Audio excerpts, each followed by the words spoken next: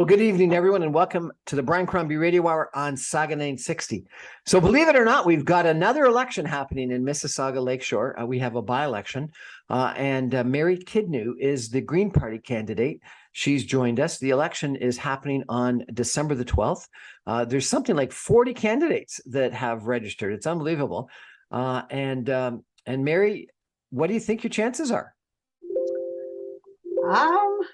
I don't know. If I go by what I'm hearing at the door, they're better chance than the Greens have ever had in our riding. That's for sure. Excellent. Well, why don't you tell us a little bit about yourself and why you think that you should be the candidate, the member of parliament for Mississauga Lakeshore? For sure. Yeah, I want to move beyond candidate up to member of parliament. Yeah. I'm local. I'm homegrown. I was raised right here in the riding, and I did leave for a few years when I was young and foolish, and I returned on a good note with my husband, and I spent the last 20 years in Clarkson raising my kids here. So I know the riding and I know the people, and I've been very involved on a grassroots level in the riding for the last. That's what certainly your website and all of your social media say. Tell us, if you could, a little bit about the involvement that you've had in the local community. Well, when my kids were babies, I took over the coordination of a local mothers group. I did that for a good 10 years. While I was doing that, I started picking up other roles. I got involved I sat on the board of Fairfield Swimming Club of the past 20 years when we've been members, probably for about 12 of those 20 on and off, depending on my ability and time constraints. I coached T-ball, their T-ball games for years, and then I got on that board as their treasurer, where I've sat for at least 8 years. I'm not to count the math, but it's been a while. Most recently, I got myself involved about this time last year. I got onto the advocacy committee for the Compass, which, I've always found that my volunteer roles in the community have always mirrored where I'm at with my family. My children are now grown, and I now can take on a larger picture and see the community as a whole. And I see there's a lot of holes to be patched, or I would say repaired. And I find from your LinkedIn that you were a carpenter and you were actually involved in Habitat for Humanity. Tell me about that. Yeah, I actually went back to school when my youngest was when he was in kindergarten. I started going, okay, it's time. I've always worked, but it was always part-time and around my children's schedules and where I could find, part-time childcare, because paying for childcare for 3 children was not feasible for my income level. And when my youngest was in kindergarten, I started trying to figure out what I wanted to do next, knowing that it was time to get back into the workforce on a full-time basis. So by the time I knew I wanted to do something with my hands, I didn't want to be behind a desk. And I went back. I actually did a program out in Burlington at the Center for Skills and Development. And I did a Women in Skilled Trades program there where I learned all about carpentry and found that I loved it. Really quite an interesting background. You were a media buyer at McLaren McCain, out there in the advertising world, and then you were a bookkeeper, so in the accounting world, and then you were a carpenter and working for Habitat and Humanity, and you were also working for something called the Pampered Chef. Oh yes, I was a consultant with them for about 7-8 years. It was a great ability for me to stay home with my kids and still earn an income and help train other people as I went. And it was great. It also got me out into the community and into other people's homes quite often. So it expanded my ability to find out what's going on in the community. So why, given all these experiences, have you decided to become a candidate for the Green Party? Well, I was involved in my local ratepayers association for many years as well, on top of my other volunteer roles. And in 2020, I resigned from that position and decided to get myself involved in the Green Party. I joined as a member. I signed up and said, I want to volunteer. I want to affect policy. And the party said, well, the best way to get involved is to work with your local riding association. I quickly found out that we didn't have a riding association. So I started one I worked with, we had four other women. So there was a board of 5 women. We ranged from age of 21 to definitely in senior, we'll say. And it was a great group. And quickly after we started, though, we found ourselves in the head of an election. As you know, last year, we're not even a year away from just over a year from the last federal election, and we're at it again.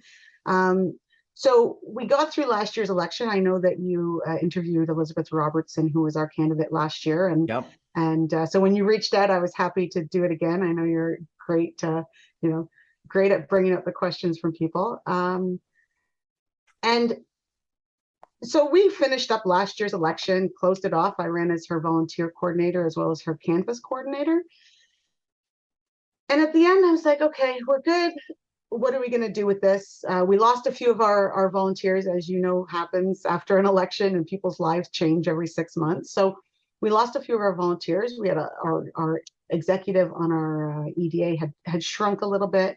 But luckily we had a visit. Amita Kutner, who is the interim leader for the Green Party for the last year, came through on a rejuvenation, can't remember what the tour was called, but it was a revitalization tour. And their visit was so impactful. We sat in a room in this community with Greens. We had Greens that came in from across the area. And the message was really about the future and planning for the future. And I left that meeting feeling really invigorated and knowing, okay, I'm doing the right thing. I'm in the right place. Let's move forward with this. A month after that, so that was March. In April, we had our first AGM for the EDA, which was required under Elections Canada laws to make sure that we're staying on the up and up. We had that meeting. It was fantastic. We were reinvigorated. We were talking about how we're going to start talking about green issues within our community, whether that's environmentalism, like environmental issues in the community, or social justice issues within the community. Those two are really big for me. So that was in April, and not a month after, Sven resigned his seat. And I took a moment. I reached out to Elizabeth Robertson right away, and I'm like, this is going on. What are you up to? And she quickly let me know that she was not able to run again. It wasn't in her schedule with her family and her work. And I knew kind of then and there that this was a message that I needed to step up, right? You don't get yourself involved in something and then, and not follow through. That's not how I work. So I kind of knew this was a message. So I've been waiting for this election now since June. I had to go through a nomination process with the party, but it's kind of how I find myself here.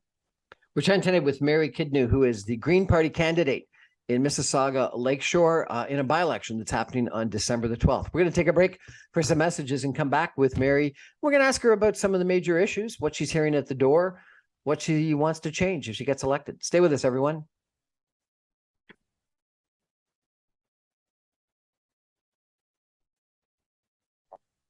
Welcome back, everyone, to the Brian Crombie Radio Hour on Saga 960. Well, believe it or not, there's another election coming up.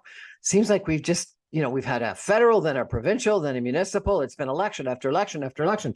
And we got another one in Mississauga Lakeshore. It's a by-election on December the 12th. And our guest tonight is Mary Kidnew, who is the Green Party candidate in Mississauga Lakeshore. She's been involved in the community for a long period of time, and she was involved as a volunteer coordinator in the last federal election for the Green Party, and now she's the candidate and running. So, Mary, welcome to the show, and congratulations on your nomination.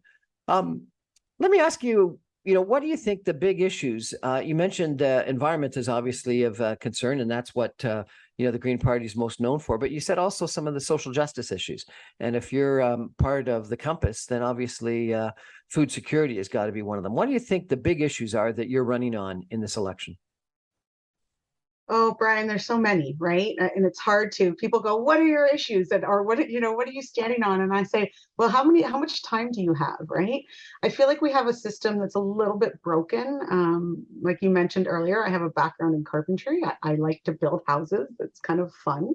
And we have a 155-year-old house that has plumbing that's leaking. And we're not doing anything but putting duct tape on it and putting duct tape on it and putting duct tape on it.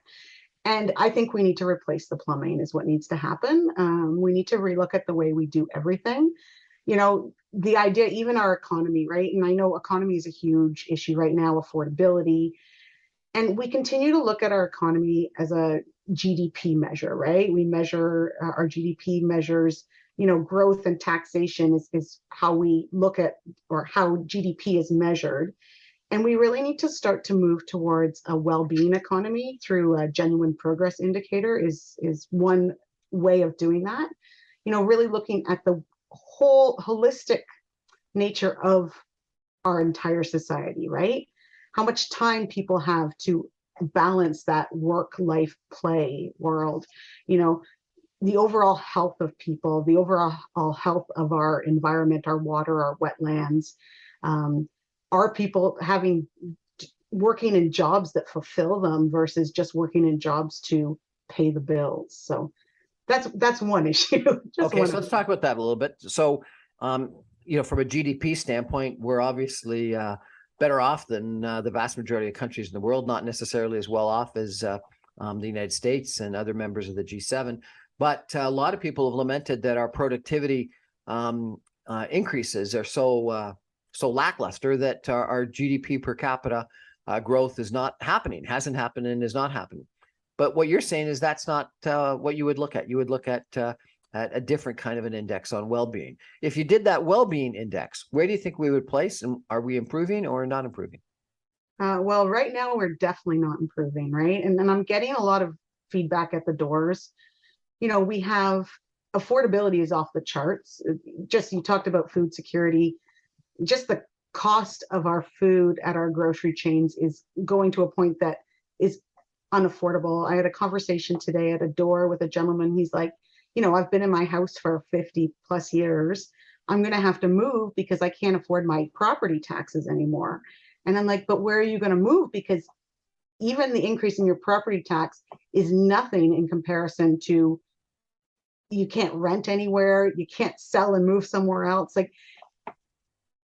life has become unaffordable. I'm also talking to other people who working full time, multiple jobs, and can't pay all the bills, and then have to actually resort to supports like the food bank, which in our society, I would like to say that we don't need them. But the reality is the Compass Food Bank, which is local, has had a year over year growth of 40% usage. That's of clientele coming in. That doesn't even equate to the increase that they had over COVID, nor the increase that they had the few years before that. So we have one of the lowest unemployment rates in Canadian history. Why have we got people using food banks? well, unemployment is measured on people that are actually physically looking for work, right? We don't measure unemployment on, well, that's a whole other show. But unemployment is also measured, is not measured on everyone not working.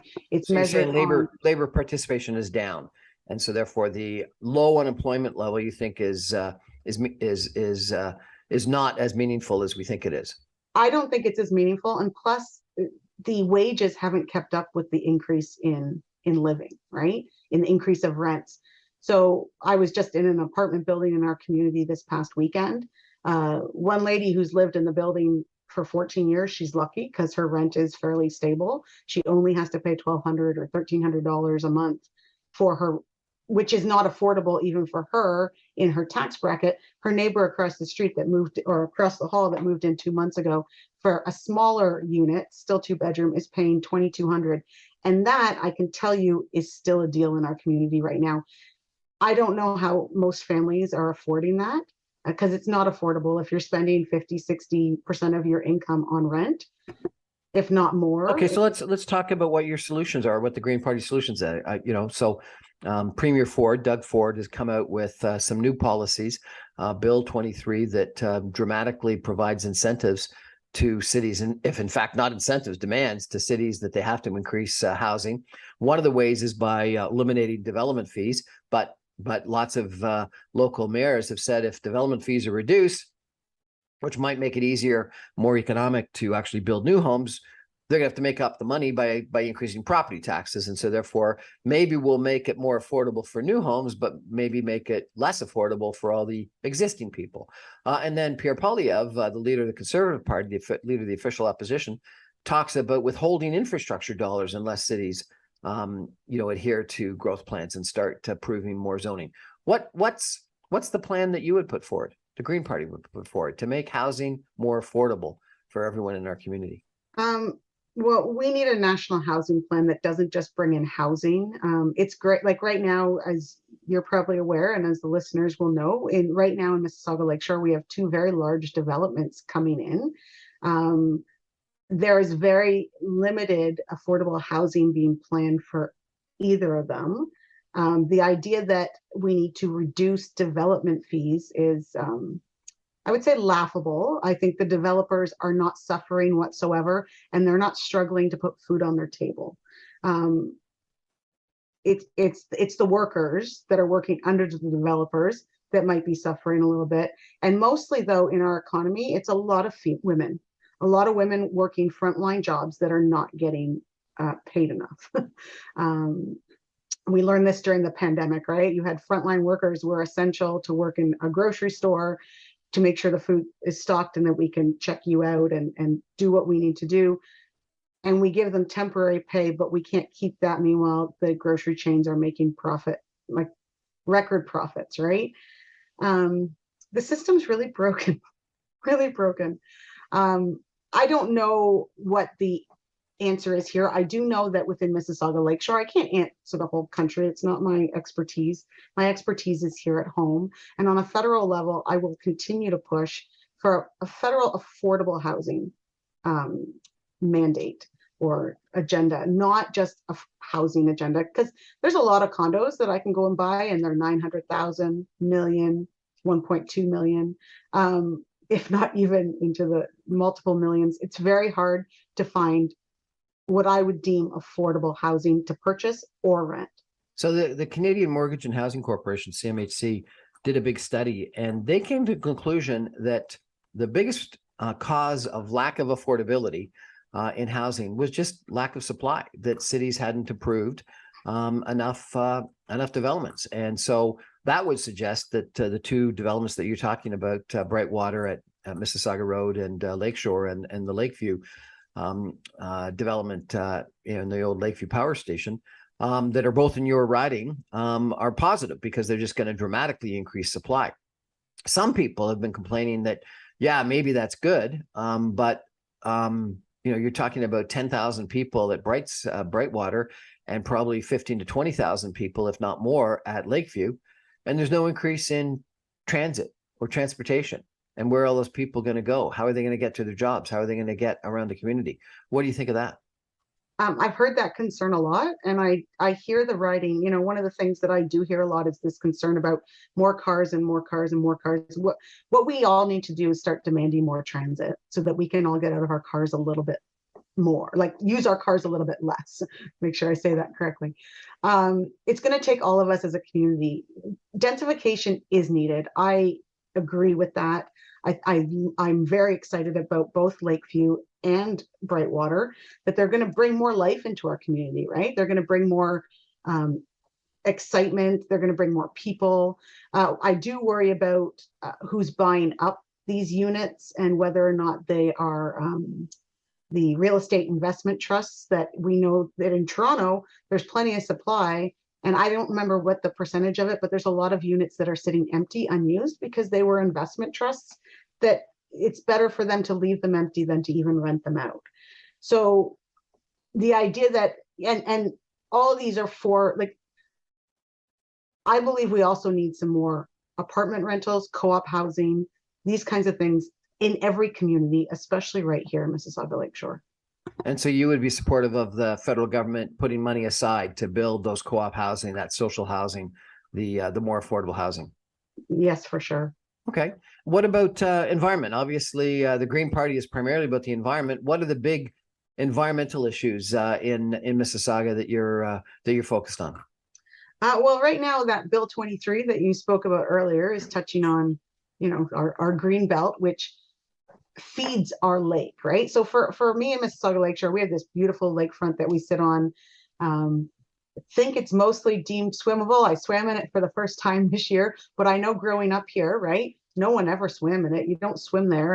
And even having conversations with people at doors and the release of sewage that has gone into the lake over the years, and the plastics along the beach if you go walking. There's a lot that we can do here locally, but in terms of as a whole fighting within Ontario, we really need to make sure that we're protecting those green spaces, the green belt being one of them, because it feeds all of our waterways that then feed into our lake. And if we don't have a healthy lake, we do not have a healthy environment. So would you be supportive or not supportive of Premier Ford's proposal to take lands out of the green belt and build housing on it?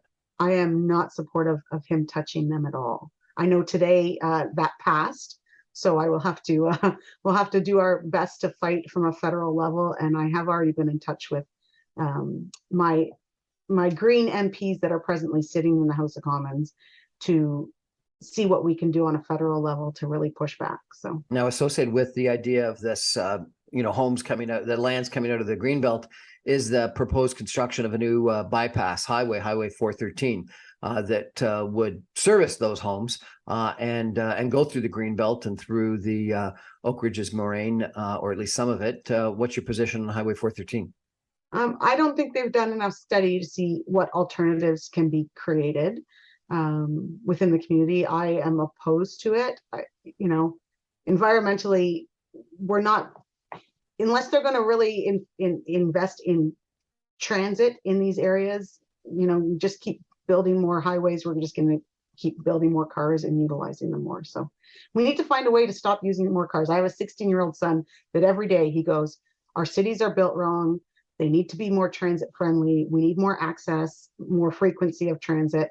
And there's no reason that most of us should ever have to get into a car, is what he tells me. And I said, yeah, but we live in Mississauga, so that's really hard. And he said, I know, but this is just wrong. And this is from a 16-year-old. That they think there should be more transit. Yeah. So what transit would you want there to be more of in Mississauga Lakeshore? We need more frequency of transit. So I live on a bus line. My son takes 40 minutes to get to his school on the other side of the riding. And 40 minutes by way of bus in one riding? That's impossible. This is from somewhere in Clarkson to... Yeah, so I'm in Clarkson, and he attends Cawthra Park Secondary in their arts program. He has to take 2 buses. One thankfully stops really close to our house. It only runs Monday to Friday. You can't take this bus on the weekend. So if my daughter at one point had a part-time job in Port Credit, and on the weekends she would have to get a drive there. She couldn't take transit because this bus didn't run during the week. And then he has to transfer buses in Port Credit to the other one. And it's 40 minutes.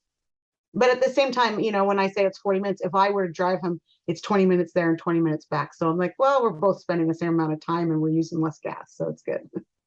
So there have been, a couple of suggestions that maybe adding a stop or two on the GO train. And I know they are adding a stop at the Mr. Christie site, which is 24 acres of land at Park Lawn, and justifiably, because there's a fair amount of development there. But that's only 24 acres. Lakeview is 120 acres, and Brightwater is 75 acres. So if Mr. Christie gets a new GO train station with 24 acres, why don't we have a station at Cawthra or Ogden or somewhere close to Lakeview? Or why don't we have something more that's accessing Brightwater? Because all those people from Brightwater, there's one bridge that they can cross to get to the Port Credit GO. One bridge. Yeah, well, there is a plan for a pedestrian bridge just south of the tracks right now that will be going in. So they will have access to get there by 2 bridges. I know that Brightwater, at least from what I've been told, that they are going to have a dedicated bus that comes into the community and goes right to the GO train and back and forth. Hopefully it's frequent enough that people will use it. I actually used to live at 150 Lakeshore West. So right across from where Brightwater is going in, and it is walkable to the GO train from there. How long? It takes about 10 minutes, 10 to 15 minutes. Yeah, but you were on Lakeshore. What if you were on the south end? At the south end of I would say lakefront views they have to walk a little bit further, I think. No, it's a big lot, but it's not that far down, right? Like if you walk down through the Heritage District of Port Credit there, which is right beside it, it's not a far walk down to the lake. So we have to account, and this is the problem, right? Is we're so used to convenience that we need to plan our lives. An extra 5 minutes or an extra 10 minutes and save congestion on the roads is maybe not a bad idea. And a little exercise too. So we don't have to hit the gym anymore. We just walk a lot. Okay. What about Lakeview? So Lakeview, I know that there are plans to, the problem with adding more GO train stops is then you make that GO train commute longer, right? For people. It would be more convenient if there was a stop right there. I understand that. But I know that Lakeview, the plans along Lakeshore at the north end of Lakeview, it will include transit that will loop into Lakeview, as well as including, I think it was rapid transit along that section. I'd have to see. I know they're always changing plans. Plans are made and then changed all the time. But and either taking that bus to Long Branch, which would be more convenient if you're going into Toronto, or back to Port Credit. Well, there was a streetcar that went from Long Branch into Mississauga to where the Lakeview station is, effectively to the old village of Lakeview. And so, there could be solutions that make a lot more sense than what is currently being proposed. We're chatting tonight with Mary Kidnew, who is the Green Party candidate in Mississauga Lakeshore in an upcoming by-election that's being held on December 12th. We're going to take a break for some messages and come back in just 2 minutes with Mary. And we're going to talk a little bit more about national issues. We focused on the local issues in the last couple of minutes. We're now going to focus on some national, environmental, and other issues. Stay with us, everybody.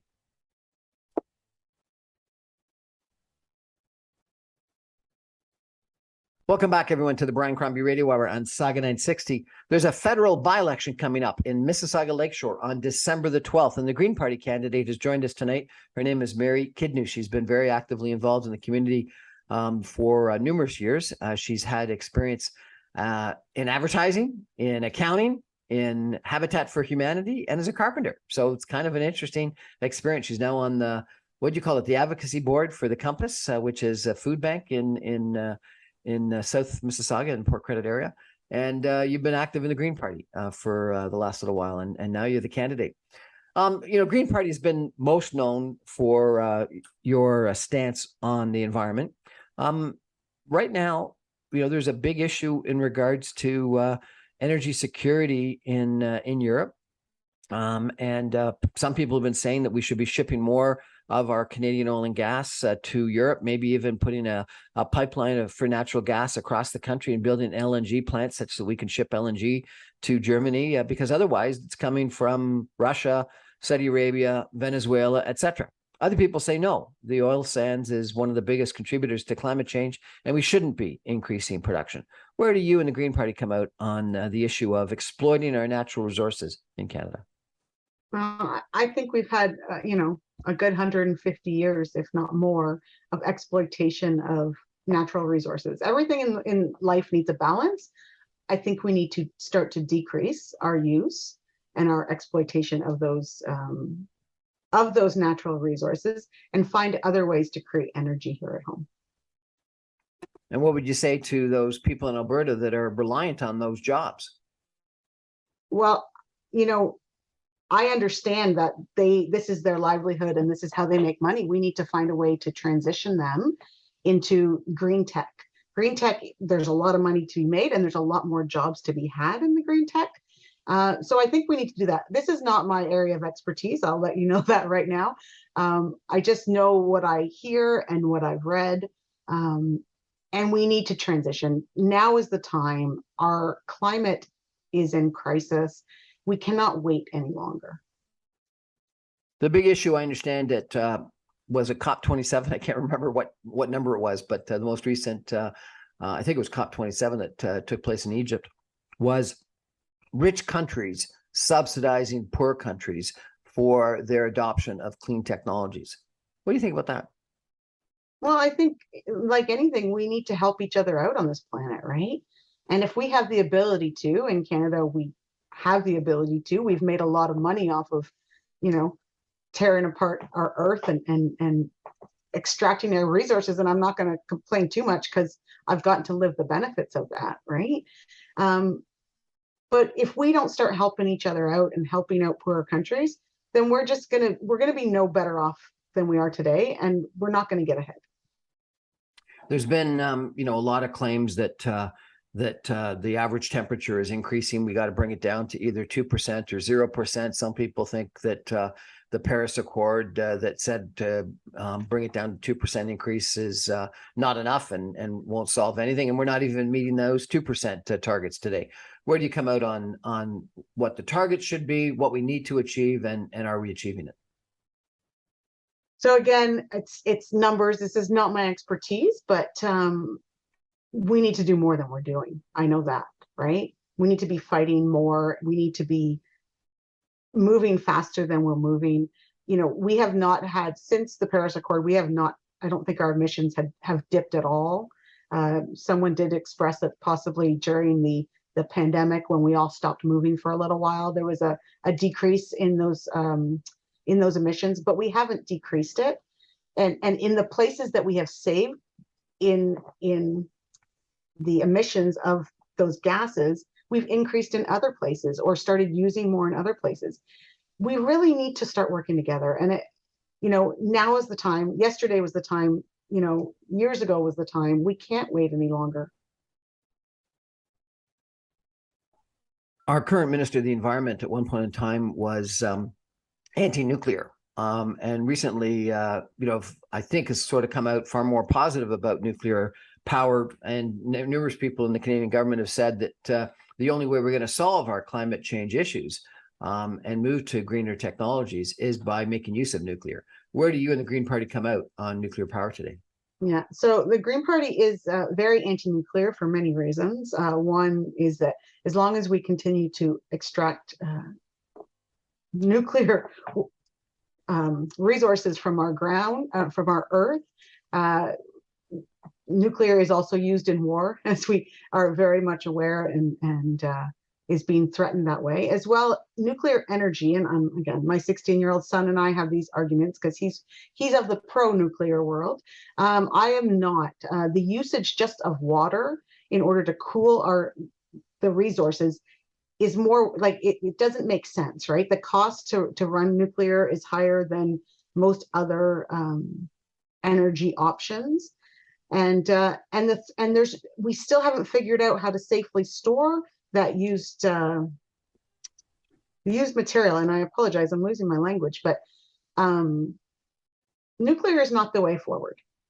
We need to we have nuclear already that's happening. Actually, it's our sun, and we need to harness more of that, and we can use that as a natural source of nuclear instead of trying to rip it out of our ground. So when you're at the door, what do people ask you about? Do they ask you about what you think of Justin Trudeau or Pierre Poilievre?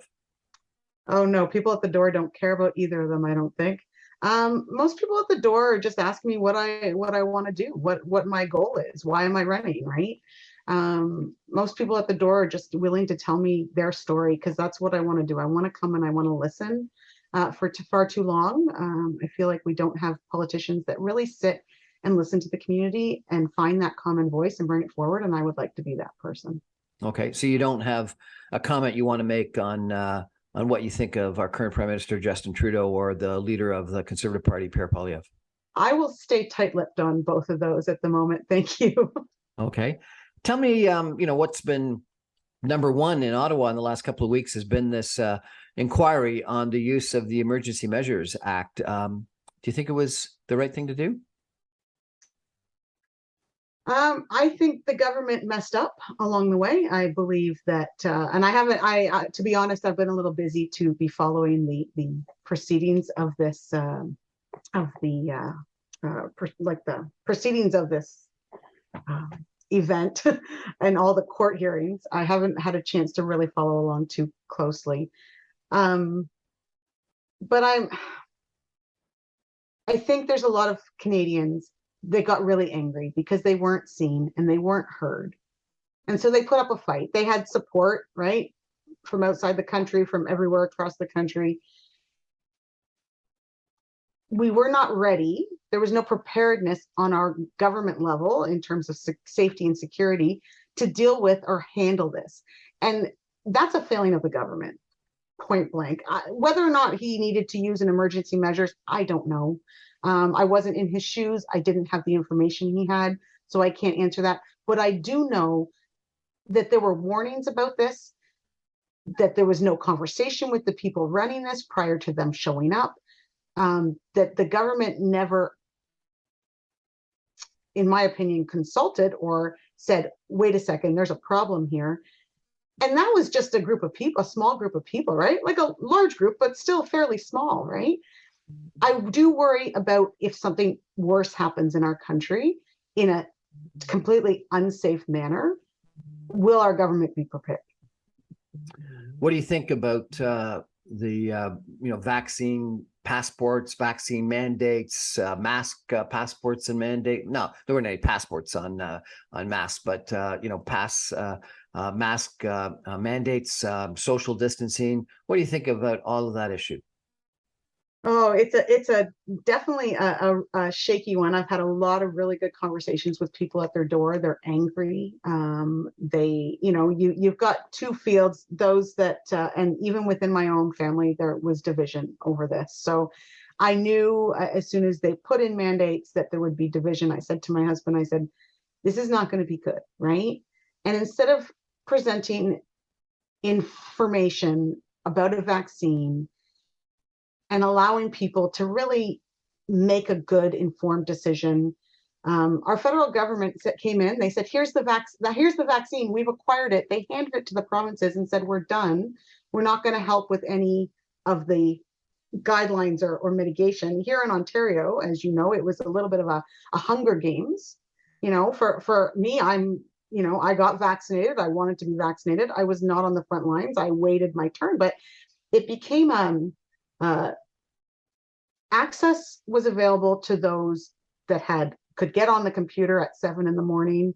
and quickly log on and hunt around. There's 5 people in my house, right? And we were each vaccinated at different places. Now, none of that made sense. I drove to Brampton to get vaccinated for one of my shots. I stood in line for 7 hours at a pharmacy for another one. And now we can't convince enough people to get vaccinated. Well, and you can't, and because once again, there's so many mixed messages, and I don't know, Brian, I don't know. I just think, and like so many other things, every bit of it was handled incorrectly. We didn't take into account people when we did any of this. I totally agree with the masking, the distancing helped. The problem is we've now become very, even people now, I'm at their doorstep, I still stay. When I'm outside, I'm not wearing a mask. If I'm inside a building, I will still wear a mask out of respect for other people. But I'm 6 to 8 feet from someone's front door, and people still stay back or still like, I don't want anyone near me. And we've created fear in people to be close to each other. We, as human beings, will always come into contact with viruses, right? The beautiful thing is we have things like vaccines that can help protect us against stuff and help our immune system fight things off. I don't know. It's really hard being a human some days, and that when a pandemic hits, it's even harder. So the Green Party for a long period of time has had a policy that's supportive of proportional representation. Justin Trudeau, during the election 2 ago, said that this was going to be the last election under the first past the post. But then they had a task force and didn't agree with it. Elizabeth May, your current co-leader, has been very supportive of proportional representation.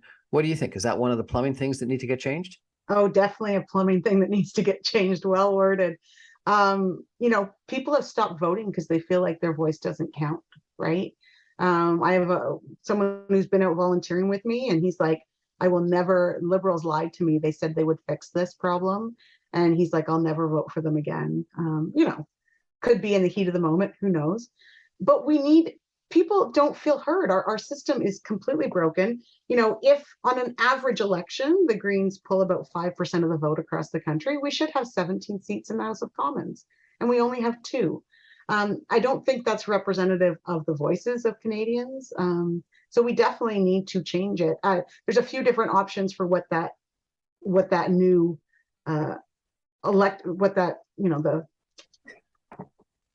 the new proportional representation looks like. I know there's definitely different options around the world, but there's definitely a way to make it more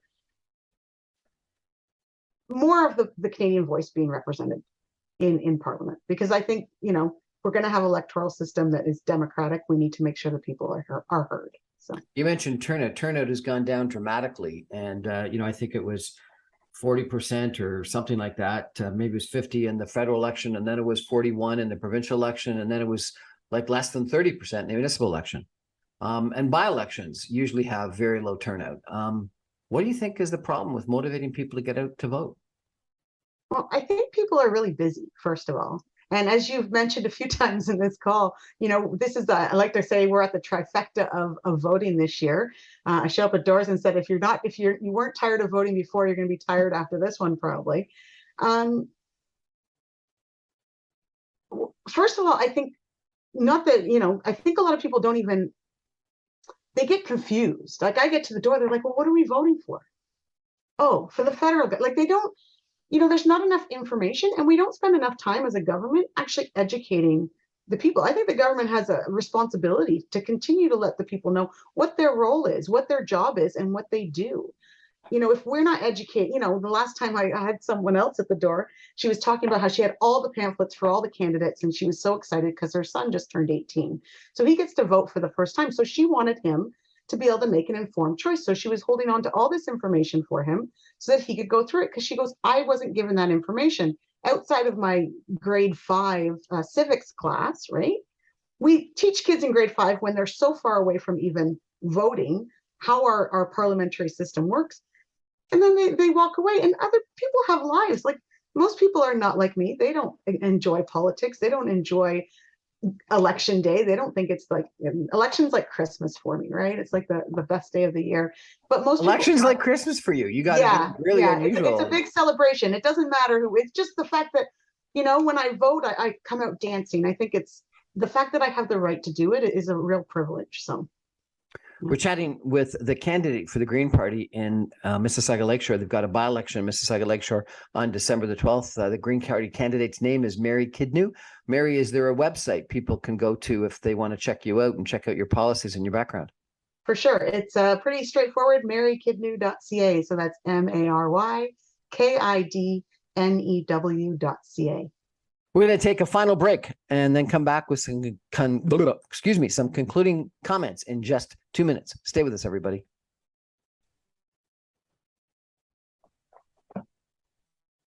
Welcome back to the Brian Crombie Radio Hour on Saga 960. We're chatting tonight with Mary Kidnew, who is the Green Party candidate in Mississauga Lakeshore. December 12th is the by-election date in Mississauga Lakeshore, and Mary is the Green Party candidate. Mary, I've been talking to some people in Mississauga Lakeshore, and I've been actually surprised and concerned that most people actually are different than what you've described. They have really pointed points of view about either Pierre Poilievre or Justin Trudeau, and it's hatred, it's visceral hatred.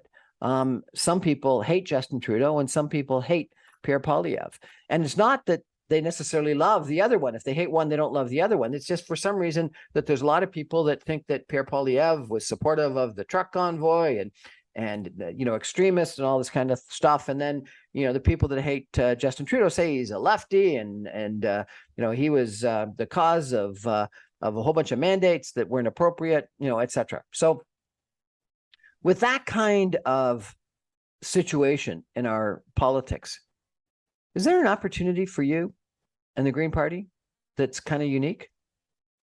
I hope so. It's probably one of the reasons I'm running. I think we need a different voice, right? I like to equate it, and I love politics, so I watch national debates and I watch all these things. And the last two federal elections, so we had 2019 and 2020. Most of what I saw, now Pierre Poilievre was not in those debates, but most of what I saw between that Liberal party and that Conservative party were two men just throwing sand at each other in a sandbox, right?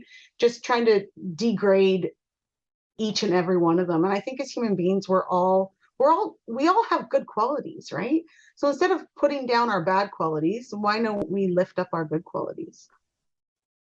I do think that, it's an interesting opportunity for you, and I encourage you to get out there and keep knocking on doors. And I'm pleased that you accepted my invitation to do the interview, because I'm not sure even though, both, all of the candidates that are your competitors are good people, but I'm not sure, to be candid, if one more liberal, when they're in a minority and it's not going to get to a majority, really makes a difference. Nor does if there's one more conservative MP, does that make a difference? But one Green would increase your representation by like 33%. It'd be actually 50%. It would be a pretty sizable impact, and that would really make a message to the country if that was to be. I'm going to give you the last couple of minutes to pretend we're at the door, and I just opened it, and you have an opportunity to give me your pitch. And I ask you, Mary, why should I vote for you? Well, because I want to work for you, Brian. I want to be your representative. I want to listen. I want to see you, and I want to take your voice and the voice of your voice, your family's voice, and the voice of your community, and I want to bring that to Ottawa. We have a really great community here in Mississauga Lakeshore, led by some incredibly active, engaged citizens, and I think we can be like a beacon for the country to look at on how we can learn to work together and move forward progressively in our community and ensure that no one's left behind while we do it, while we're protecting our land. Mary Kidnew, thank you so much. Green Party candidate in Mississauga Lakeshore. I really appreciate you joining us. Brian, thanks for having me.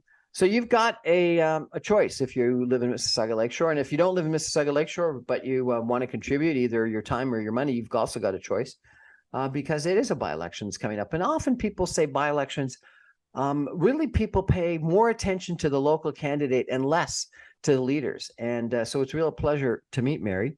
And I would encourage you, if you're either living in Mississauga Lakeshore, to get out and vote, to take a look at the different candidates, think about, who's running. And if you don't live in Mississauga Lakeshore, but you want to contribute your time or the money, I'm sure Mary wouldn't mind it if you contacted her. December 12th is the date of the by-election. It could be interesting plebiscite on what people in Mississauga Lakeshore and Canada want in their federal government. That's our show for tonight. Thanks for joining us. I remind you, I'm on every Monday through Friday at 6 o'clock on 960 AM. You can stream me online at saga960am.ca. All my podcasts and videos are available afterwards on briancrombie.com. Mary Kidnew, thank you so much for joining us. Good luck. Thanks, Brian.